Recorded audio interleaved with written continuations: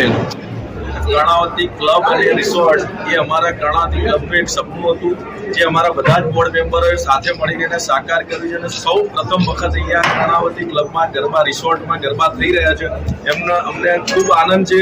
અમારા ટોટલ 15,000 સભ્યો છે કર્ણાવતી ક્લબના અને રિસોર્ટના અલગ સભ્યો છે।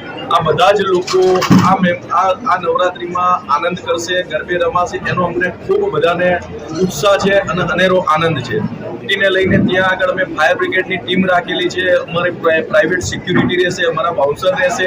દૂરથી કોઈ પણ આવનાર લેડીઝ હોય કે જેન્ટ્સ હોય કોઈ જગ્યાએ હેરાન ના થાય તેની બધી જ અમે તકેદારી રાખેલ છે। અમે ડોક્ટરની બી એક ટીમ સાથે રાખેલી છે કે કોઈને કંઈક એવું પ્રોબ્લેમ થાય તો તાત્કાલિક એને સારવાર મળી રહે।